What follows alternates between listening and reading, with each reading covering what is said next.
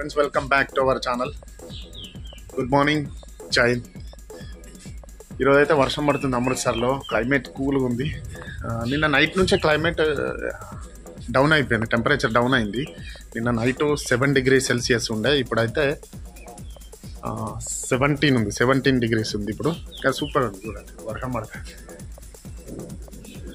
అయితే మనం ఈరోజు ఏం మాట్లాడుకుందామంటే, అనకాపల్లిలో ఆర్మీ అతని మీద చేసిన దాడి మనం ఖచ్చితంగా ఖండించినాము.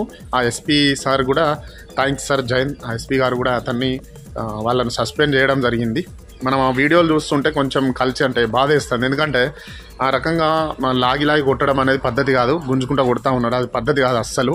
అతను పోలీస్ అతను ఒకనే లాగుతున్నాడు కదా ఆయనను, మొత్తం షర్ట్ అంతా చింపిండి, అది పద్ధతి కాదు అనిపించింది. ఎందుకంటే ఏమన్నా ఉంటే మీ హైయర్ ఆఫీసర్స్కి మీరు ఇన్ఫామ్ చేయాలి, తర్వాత ఏదన్నా నోటింగ్లో తీసుకోవాలి. కానీ ఆ రకంగా మీరు మ్యాన్ హ్యాండిల్ చేయడం పద్ధతి కాదు, అది కూడా ఒక ఆర్మీ పర్సన్ని.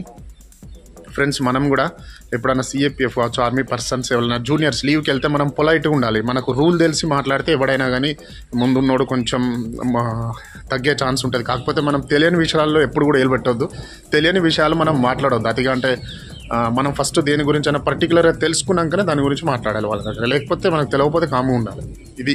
కానీ అక్కడ మాత్రం ఆ వీడియోలో ఖచ్చితంగా వాళ్ళదే రాంగ్ కనబడుతుంది. ఆ రకంగా వాళ్ళు బల ప్రయోగాలు చేయాలంటే మరి మీరు ఆర్మీ బలం ప్రయోగం అనేది మీరు చూడకపోయి ఉంటారు. ఒక పట్టు మరి 4 మనుషులు ఉన్నారు, ఆయన ఎత్తలేకపోయారు. ఏంటిది మరి, అదేంటిది చూసుకోవాలి, అది పద్ధతి కాదు. ఆ రకంగా నిజంగానే కొట్లాడేది ఏదన్నా షోకు ఉంటే పక్కకు పోయి గీత గీసుకొని కొట్టుకోవాలి, సింగిలా లేకపోతే డబలా, ఒక నేను కోల్ వస్తా, అది పద్ధతి. కానీ అదేంది, అది కరెక్టా? ఆ రకంగా గుంజుడు ఏందా కథే, అస్సలు అయితే నచ్చలే. చూసినాక బాధ అనిపించింది. ఆ బ్రదర్ ఆయన అన్నిటి దాంట్లో తప్పేముంది? ఎవరైనా ఈ మధ్యలో ఫేక్ ఐడీలు పెట్టుకొని ఎంతమంది రావట్లేదు? ఐపీఎస్ ర్యాంకులు వేసుకొని ఫేక్ పోలీసెస్ రోడ్డు మీద తిరిగిన రోజులు ఉన్నాయి. కాబట్టి ఆయన అడిగిండు, దాంట్లో తప్పేంది? ఓటీపీ ఇస్తారా ఇవ్వరా అది తర్వాత ముచ్చట.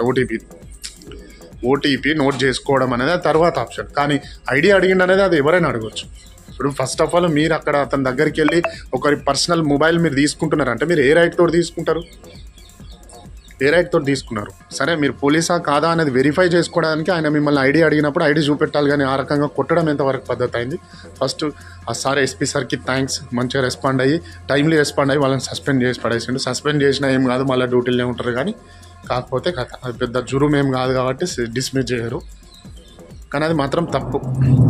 అక్కడ ఒక ఆర్మీ పర్సన్ అనే కాదు, సివిల్ పర్సన్స్ ఉన్నా కానీ ఆ రకంగా కొట్టడం అనేది తప్పు అనిపించింది. అట్లా నిజంగానే మీకు ఏమైనా పాత కక్షలు పర్సనల్ ఇష్యూస్ ఉంటే కొట్టుకున్నారా మరి అదేం తెలియదు. కానీ ఆయన ఇష్యూలు ఉన్నా కొట్టుకోవడం అయింది పబ్లిక్గా. భయ ఒక యూనిఫామ్ హోల్డర్స్ ఆ రకంగా రోడ్డు మీద కొట్టుకుంటే ఎట్లా చెప్పు? ఆయన యూనిఫామ్లో లేడు కావచ్చు, ఆయన లీవ్లో ఉన్నాడు, అది మాత్రం పద్ధతి కాదనిపించింది.